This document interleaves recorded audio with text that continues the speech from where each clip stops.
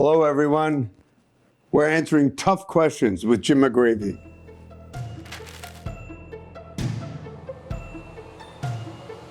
First question, why do you accept money from Republican donors? Well, obviously, the Jersey City municipal race is expensive, the mayor's race, but bluntly, I accept money from whomever, provided the money is ethical and appropriate. I don't do a background check on who the individual is, whether they're Democrat, or Independent, or Republican. Just want to make sure that we're in compliance with the law, we do what we should be, and we report it accurately. Next question. What is the difference between the other mayoral candidates and yourself? I think two major points. Great question, by the way. I think one is experience, and experience counts. When you're talking about a $700 million plus budget for the city of Jersey City, when you're talking about a $1.1 billion, with a B, budget for the school board, you can't be learning this on the job.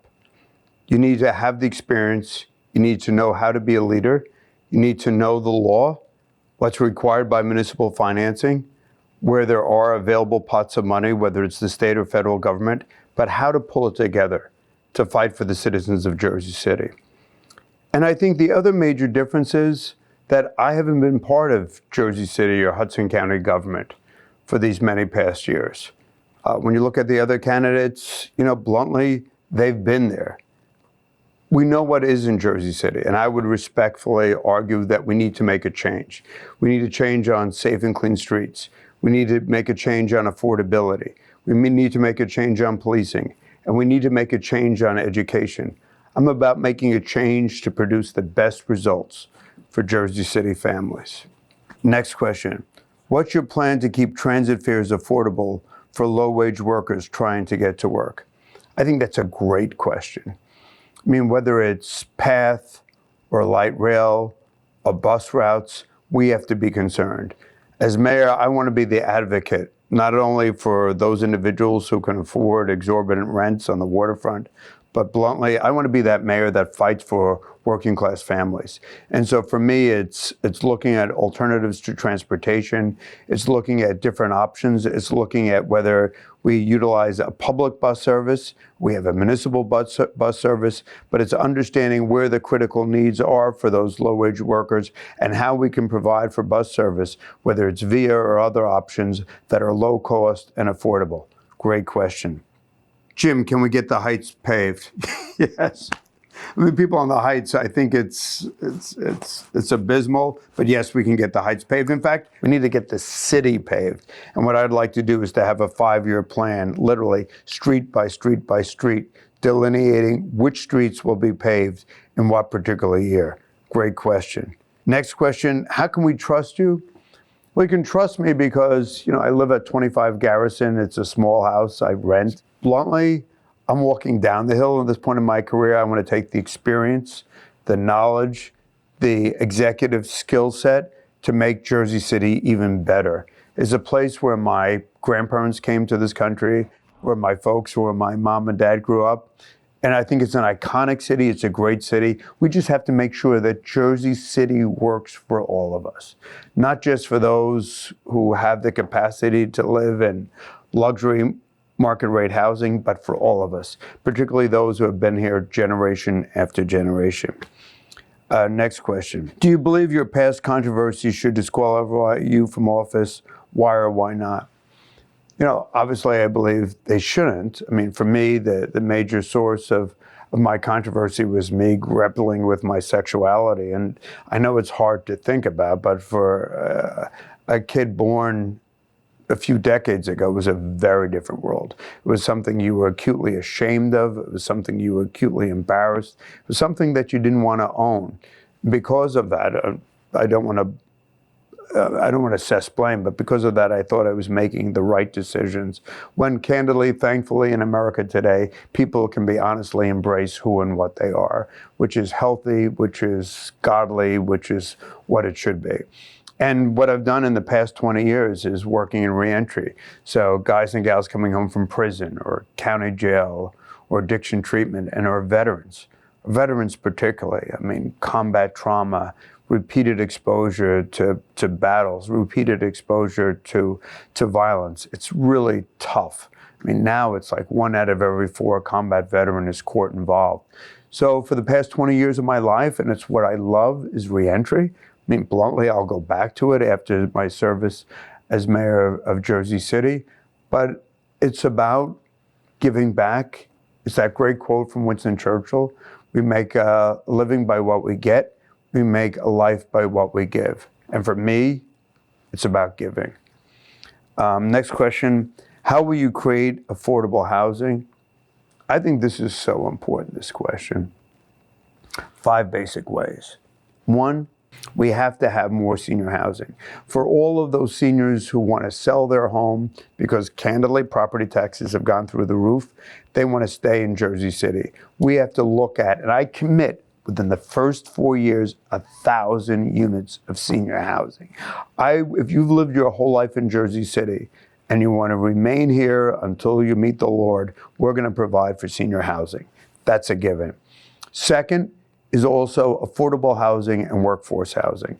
Affordable housing and workforce housing are stipulated in agreements with market rate housing to get that 20%.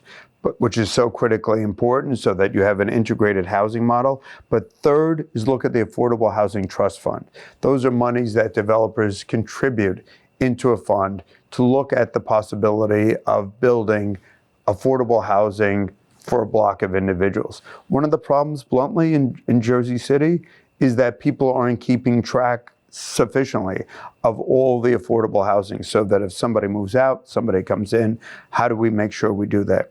Fourth is tenants' rights. I'm going to create a unit of tenants' advocacy to make sure we're on the side of tenants.